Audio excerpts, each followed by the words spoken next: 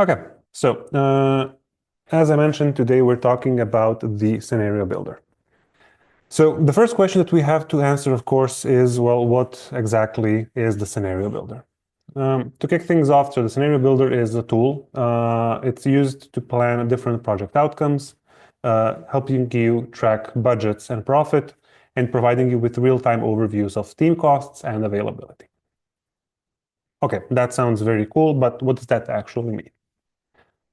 Well, I'm sure that if you have ever been involved with negotiating a job with a client in any way, you encountered a situation like what we're seeing on the screen now, right? When things start out, things are looking golden, right? You know what the client wants generally, you know what you have internally available in terms of resources, and you start planning the course to the end goal, which is delivering the job to the client and getting your money.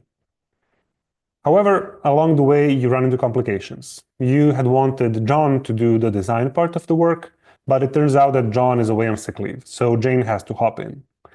But Jane has a much higher salary than John, so it ramps the costs up.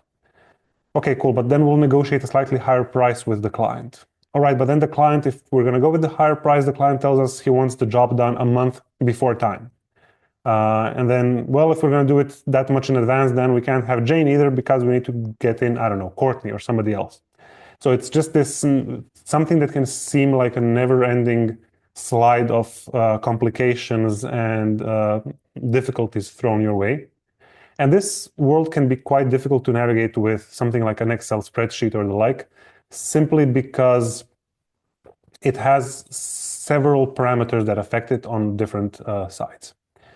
And so in order to avoid you looking like this halfway through negotiating a job with a client and convincing everybody internally that, you know, Courtney can deliver the 30 hours of design in the next day and a half, we decided to develop it or to create the scenario builder. So when we are negotiating a job with a client, I already mentioned this briefly. What do we need to consider? Well, we need to consider three most important things. First of all is the revenue. So whether the job that we are billing to the client and in order to say it, how much money will we be making from it from the client? How much can we charge the client, right? And if you want to know more about revenue and the cost that we're going to mention in a second, feel free to take a look at our previous webinar on the topic of revenue recognition in product. Right, so we need to talk about revenue first. How much are we billing the client? The second thing we need to discuss is the cost. How much will delivering the job to the client cost us? And this part is largely driven by our internal resources, right? John's hour costs us $20, whereas Jane's costs us $30. But it can also be applied to third-party costs, whether it's, I don't know, hosting domain costs, whether it's a third-party contractor that we have to employ, or something else. And third part is a timeline, right? So this will also drive our decision on how we can deliver the job, right? If the client wants this done by the end of the month, we might choose to increase the prices that we are billing them because we're doing it at such short notice, in which case we can employ a slightly more expensive resource because the margins will be higher. On the other hand, if the client wants us to deliver the job by the end of, I don't know, July, but all of our resources are fully booked in July and we have to delay it until the end of August, will that require us to provide a discount to the client in order to land the job, right? So it's this very circular sort of thing where one thing affects another thing and it affects another thing and so on. And in a more, well, let's say graphic representation, we can imagine a scale, right? So negotiating jobs with clients is basically the act of balancing. So on the one hand, we're balancing the what. The what are we selling? What's driving our revenue? The services, the jobs that we are delivering to our clients. On the other side is the cost, right? Who's going to be doing the work? How much does their work cost us? How much profit will be making in the end? And again, as I mentioned previously, the cost side of things is affected not only by the cost of hours, but also by third-party costs, right? And you can very easily run into a situation where a job is projecting to be very profitable, but it turns out in the end that you need to hire a contractor to do part of the work whose salary is higher than that of an in-house resource. And lastly, the tipping point that balances all of this out is the timeline, right? It affects things in a great fashion. As I mentioned previously, if we move a job a month earlier, will we build a client more? Will then that enable us to dedicate more expensive resources? If we move it a month later because we don't have available resources on our end, will that force us to put the price down? Is the client okay with us spreading the job out over 4 months instead of 3 months? When can we start? When can we end? So all of this drives both the revenue and the costs, or I should say it affects both the revenue and the cost side of things potentially. Now, in very simple terms, what is the scenario builder? Scenario builder is a tool that lets us answer two very simple questions. Number one, do we have the manpower to deliver the job to the client? If we do not, then what do we do? And second of all, will the job be profitable to us? Because if the job is not profitable to us, how much sense does it make for us to actually do it, unless we're making some sort of a strategic decision to deliver a job that won't be profitable because of some other reason. All right. So the question is, okay, this is all a lot of information. It's very circular and it loops back on itself. How do we do all this? Well, we're going to show in Productive exactly how it is that we do this. So let's hop over into Productive now. Just 1 second. All right. So this is a sample organization. And we're going to be using it to showcase the scenario builder here. Now, I'm going to be using a deal here to show you what a scenario and the scenario builder look like. But note that these are also available in your budgets as well. It's the exact same functionality available in your budget, as you can see here under scenarios, the same way that we have it for deals here. So we're going to be using a deal, but budgets work largely the same way. So in my case, I have a client called Westech, and Westech have just called me or sent me an email and said, I want you guys to build us a new website. And let's say that I know approximately what it will require on our end to deliver the website to the client. So I've gone into my scenario builder and I've created several scenarios. We'll go through the actual building of a scenario in a second. So I've built out a few scenarios as you can see here. On the left side, I've named my scenarios, and this is a good idea to name your scenarios descriptively so that you know what they refer to, right? Juniors, mids, and seniors indicates who's going to be delivering the jobs, the work, I should say, whereas number 1, number 2, and number 3 are not that descriptive. So what I've done here is I've created 5 scenarios. One in which the job is actually delivered by juniors, one by mids, one by seniors, one by juniors with some help from the seniors, and one with mids with some help from the seniors. I see, okay, I'm the creator on all of them, and I can see here on the far right one very important piece of information, my profit margin. So with these scenarios, I can immediately see that the most profitable scenario to deliver this piece of work is by employing only juniors. However, it's not so distant from logic that I decide here, hey, you know what? Actually, sorry, the mids and seniors are the most profitable. So in this case, it's not completely devoid of logic that I decide here, hey, the mids and seniors here, I'm not willing to dedicate them to this job because it's a fairly simple job. So instead, I'll rather take a 3% cut on my margin and employ juniors instead. So let's say that this is the scenario that we're going to be running with. If we go into this scenario, what we'll see immediately is that we have a setup or a layout that is very similar to the normal budget editor in Productive, right? We have our services with all of their setups, their quantities, prices, and so on. Now, what's new here is that when we're creating services in our scenarios, we will be able to assign resources to them. And we'll be able to assign those resources either here or here in the timeline. So in my case, if I'm going to go forward with the juniors, and I see that for the development side of things, Jimmy is the one that's going to be doing it. For the design side of things, Dre is the one that's going to be doing it. And for PM, it's myself. This all looks fine and dandy with a 40% profit margin. However, tying into what we mentioned previously about the availability of the people, if we look here, these colored bars are the scenario that we have at our that we're working with right now. And we see immediately that this is not feasible because both Dre and Jimmy are overbooked in this period. So we know that juniors is not a viable scenario for us at this point in time.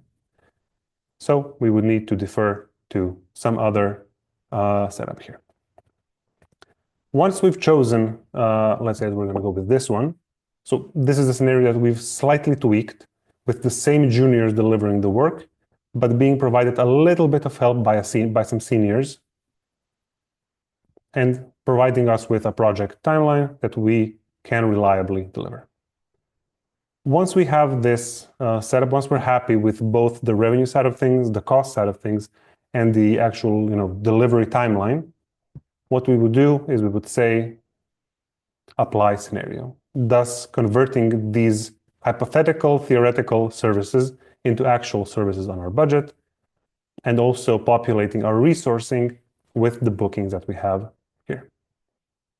So clicky here, cool, we'll create some services, and we'll apply this in resourcing. Once we've applied it, we're done, we're good with the scenario builder. But let's take it from the top. Let's create a new deal and see how all of this works.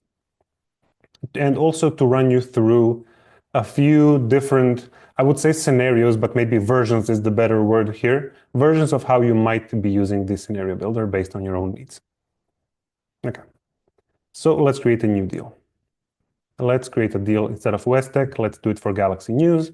And we're going to say website redesign. And the currency is going to be in dollars. Cool. I don't need a project. Okay, so we have our website redesign here. And let's say that I just got off the phone with Galaxy News and I know generally what they want. I'm going to go over into scenarios and I'm going to say, let's add a scenario. Let's say that for starters, I think that the way that we're going to be doing this is primarily with our juniors. So I'm going to create a scenario called juniors. All right. So same as always, the first thing that we want to do when we populate a scenario is to add services. I'm going to add mine from a rate card, and I'm just going to say, we need design, we need development, and we need a PM. All right. And we also have some pre-made quantities and some pre-made prices. Now, let's say that for the purposes of Galaxy News, we know that we cannot build them 10,000 for design and 8,800 for development. They don't have that much budget to dedicate to this. So we're going to go with a slightly lower number of hours. Let's say that 15K is their limit. We can push it to 15.7K. We're good on that front. All right. Now, the next step. This gives us the revenue side of things. So how much money will we be making off of this? The next part is the cost. So we need to attribute resources that will be actually delivering this work. And there are two ways that you can go about doing this. First one is the quick and dirty way. So if you just want to get a really quick overview on whether something is going to be profitable or not, the suggestion would be that in this screen here, you simply click the little plus button here and say add item. And I'm going to say Dre is going to be doing this because I know Dre is my designer, and he's going to be using up all 80 hours of this, right? So I'm not at this point concerned with whether Dre is available or when Dre is available. I just want a really quick overview here of whether this is something that will turn a profit.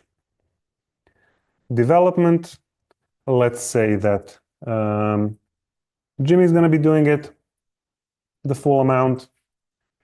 And then if I'm looking at it this way, you know what? I have two juniors on this job. We're going to need a PM. That's going to be myself.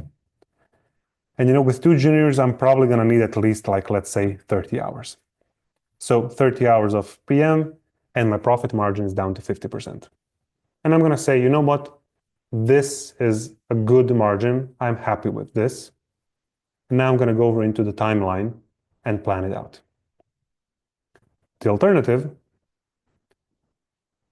is that I don't do this here. Instead, I immediately go over into the timeline view and see, okay, when can Dre and Jimmy and Luca here deliver this work?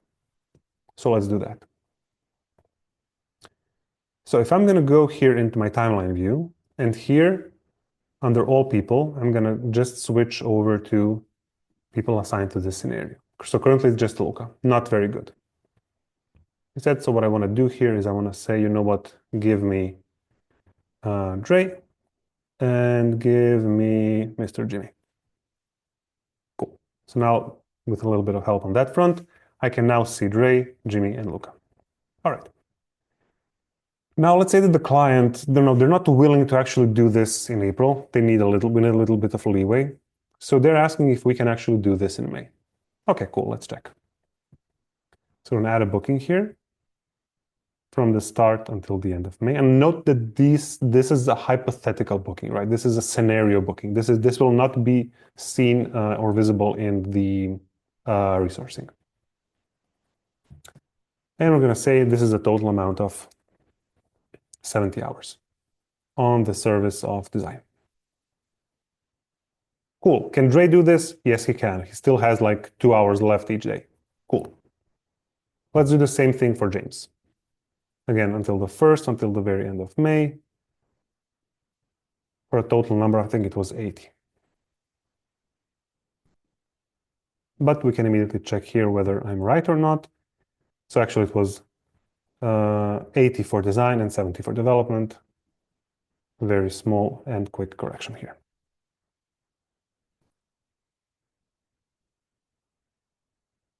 All right. And lastly, Luca. So we also need to book him on his PM stuff for a total amount of 30 hours in the month of May. And there we go. We see that our plan, as we have set it out, works from both a people perspective and from a revenue, cost, and profit perspective. So overall, I would say that this scenario looks rock solid, and I would save it and reach out to the customer saying, hey, this is the offer that we can give you. Once they get back to me and say, no, Luca, we're good with this, we're okay, we can move forward with this. All right, cool. I would simply go into this scenario here and apply it. At this point in time, Productive will create the services for me, and the service and the bookings that I created will also be applied to resourcing. Now, note one important distinction here. When you apply these bookings to resourcing, you can create either confirmed or tentative bookings. The decision really is yours. At which stage, it's up to you to choose. At which stage will you actually be confirming or applying a scenario? Whether, when you get a soft sign off from the client, like a confirmation that there's intent, or when they actually confirm to you the work. That's a decision that you have to make based on your own internal processes. In my case, I'll choose to create tentative bookings in resourcing, and I'll apply the scenario here. Once I've done that, we see here that the services on my deal have been populated. And in resourcing, I will have my bookings created. So this is the approach that we will generally use. And now, of course, once we're done with that part, we would continue to progress our deal in our pipeline as needed. And of course, confirming the bookings, ideally once we have actually won the deal and want to move it into the budget stage. And that is, in a nutshell, how you would operate the scenario builder. That is a very simple use case that showcases the various abilities. I saw that we have some hands up, so we can quickly move over to your questions if you have any. If you can put them in the Q&A part, and I'll see what we can do to answer your questions. I know somebody raised their hand, but I can't see them anymore.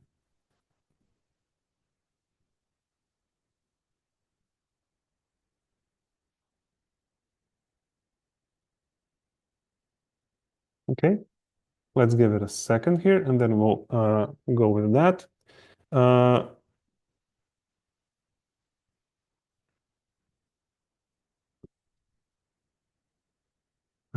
Cool. So Lisa says, can you build scenarios for various sections of a budget? The question is, I would say yes, you can. So let me reshare the screen here. Just give me a second.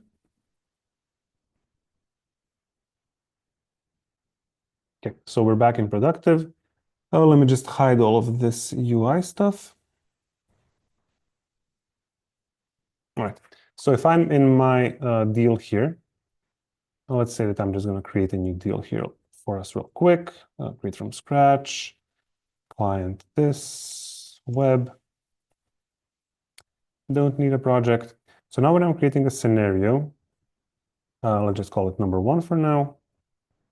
You can see here that I have my section. Let's say that this is pre-production, and this is production. And then I can populate each of those with their own individual service types, services, and plan them out in resourcing accordingly. So I think it is as simple as that. Lisa, is that okay, or did you have something else in mind, perhaps?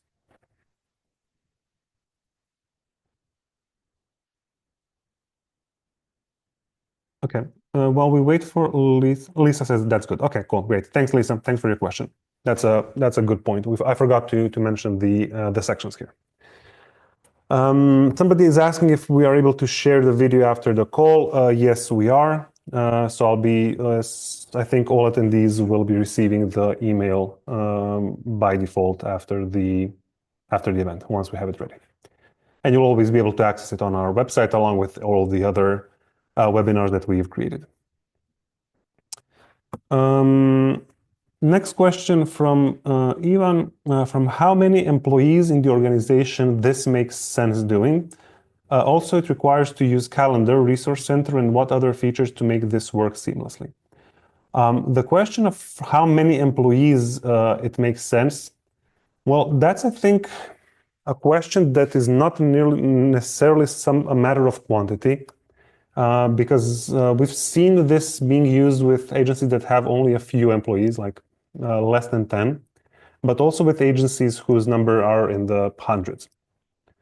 I would just ask you to think about the standard way that you negotiate deals with clients, right? Even if you're an agency of, I don't know, 4 or 5 people, when a client reaches out to you and asks you, hey, can you do this thing for us? What does the entire reply logic, I'm not sure how to say it, look like in your mind, right? What all goes through your mind? What all do you know needs to click in order for you to provide a timeline and a financial plan to the client? Because even if you're a company of 5 people, you still need to consider the availability of those people. You still need to make the job profitable. You still need to consider the costs. So it's more or less the same, I would say, as with a larger agency. Although with a larger agency, of course, things are more complex because you have many more moving parts. Ivan, please let me know in the chat if that's an okay answer for you.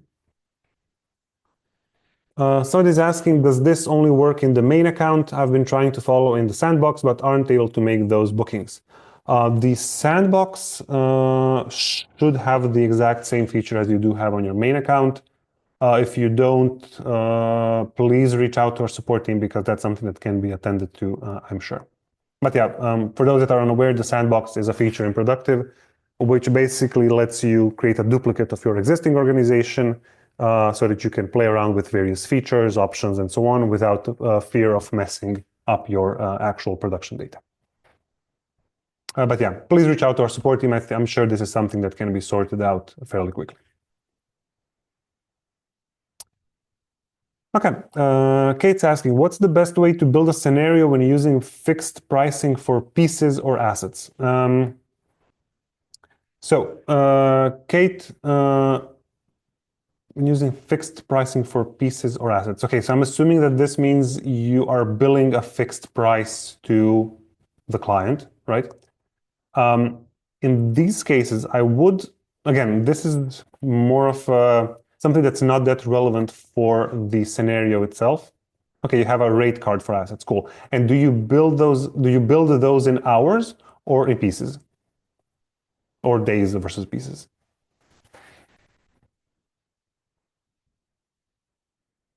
Pieces currently. Okay, cool.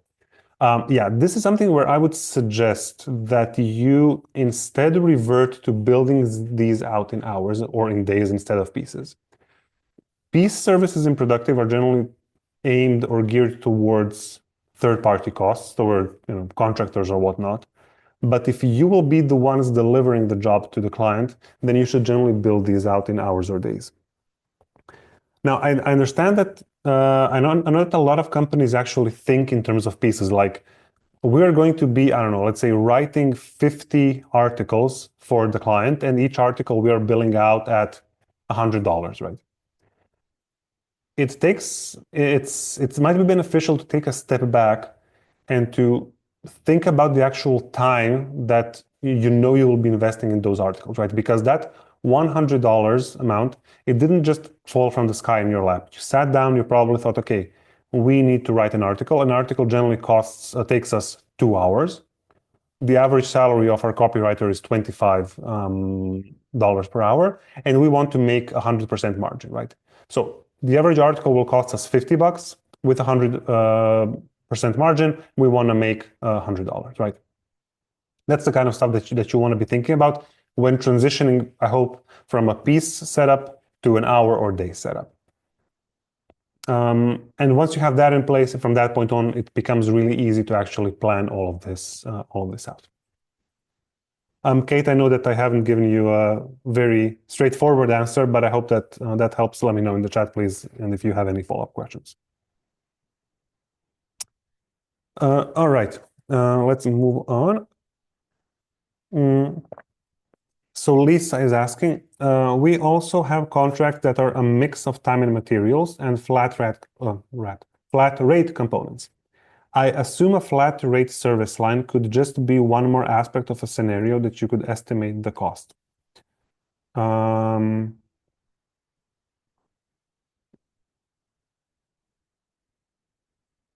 So Lisa, I'm not 100% sure that I follow the question, but let me take a stab at it.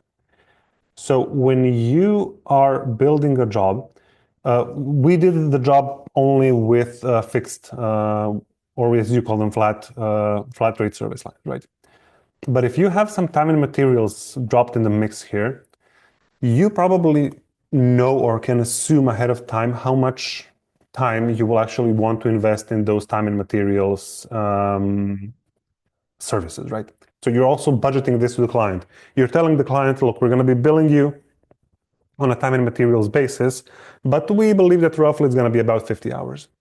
So when you build the job, the deal out this way, you will also be able to plan ahead for this 50 hours. And this will, of course, affect your profitability, the revenue and the cost side of things in the way that time and material services do. Lisa, please let me know if I've answered your question at all there. Sam is asking, what type of user access do you need to access the scenario building features? That's a great question. In order to access the scenario builder, you need to be a profitability manager. The reason is that the scenario builder is, well, as you can see from all of this that we've shown so far, the scenario builder has two main purposes, let's say. Profitability and, let's say, the utilization of people, right? Whether people are available or not. And in order to see profitability, you have to be a profitability manager or admin. For this reason, the scenario builder is currently blocked away so that only profitability managers or admins can see it. Salma, hope that's okay. Let me know, please. Kathy is asking, what if it's a piece and it's on chargeable at cost, such as travel expenses? Okay, cool. That's a great question. Let's actually go through that right now, Kathy. Let me just reshare screen and hide away the UI stuff. All right. So let's assume this. Let me close this. Let me delete this scenario just so that it doesn't get in the way. And let's create a new scenario. Let's call it number 1 again. And I'm going to make this super simple. So let's say that we have a development. Oh, actually, I need to change the currency, I think. Yes.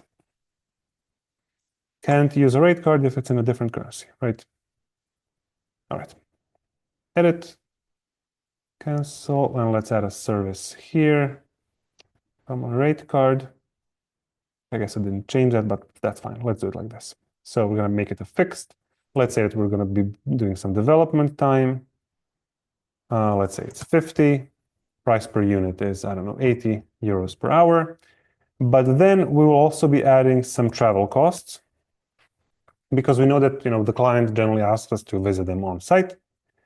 And I'm going to say we have no idea at this point in time. So we're going to move this to piece. We have no idea at this point in time how much this will cost us. But our general agreement with this client is that they pay for these travels. So I'm going to say, you know what, I think it's going to be like 5 travels in total. And each journey there is going to be like 1,000 euros. And then what I can say here is if I expand the row, of course, the dev side of things, the hour side of things, I can assign it to a person the same way that I would with anything else. That's a bit excessive. Let's do it like that. So, but with my travel costs, I can say this is travel January. I know that this is going to cost us 750 because that's the plane fare there and back. And it's going to be just the one, right?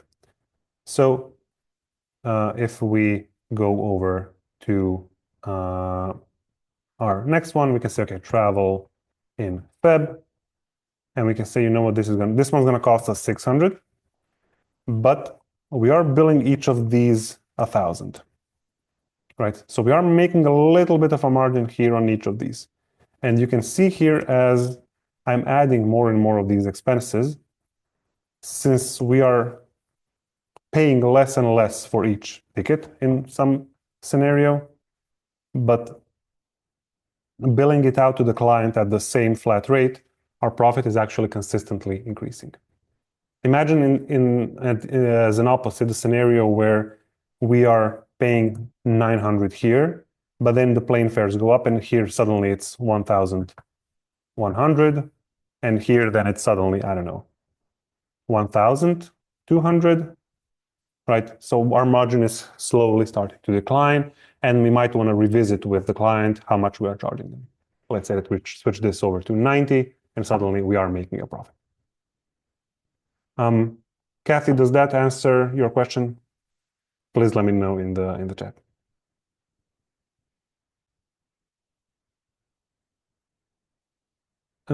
All right.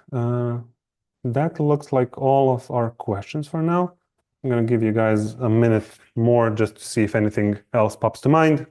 And if not, then we're going to call it a wrap. Also, once we're done with this, we'll also be announcing the topic of our next webinar, which should take place sometime beginning of May or so.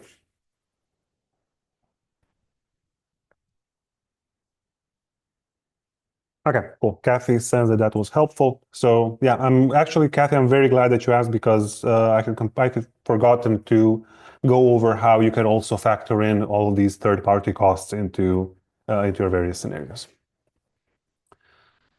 Okay, looking at the chat here, I think that's all of our questions for now. So yeah, we're slowly gonna call it a wrap. Yes, regarding our next topic, Our next topic for our next webinar is not related to a single part of productive. It's related to two. We're going to be calling it, I think, work planning. And the idea behind the webinar is to go over both resourcing and workload, the workload view, and to determine which way of planning your work and your utilization is ideal for you. And even if you have multiple types of jobs that you do at the company, whether you can, and how you can actually apply, let's say, scenario or resourcing to one type of job and workload to another. So we're basically going to go through the differences between the two and see which one is ideal for you so that you can get the most out of your work planning and productive. So yeah, I'm looking forward to seeing you there. I do see that we have another question, so we'll answer that real quick. Is it possible to apply a different scenario to a deal once another has already been related to a deal? In this case, I think what would be best. Actually, I didn't play around with this yet, so let me just take a look. I'll have your answer for you in 30 seconds, maybe less. Okay.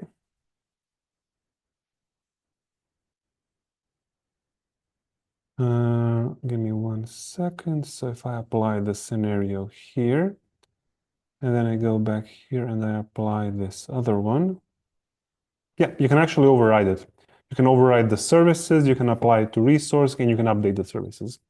So yeah, you can actually do all of this, Dion. So if I already have a deal that's been applied to a scenario that's already been applied to a deal, if I choose to apply a different scenario, it will just override the one that I did. All right. That's it from my side. Thank you all for joining. Hope this has been helpful. Just a reminder, the webinar will be available on our website soon, so you can take a look at it. Yeah, looking forward to seeing you all in a month when we're going to be talking about work planning. Have a nice day, everyone, and talk soon. Bye-bye.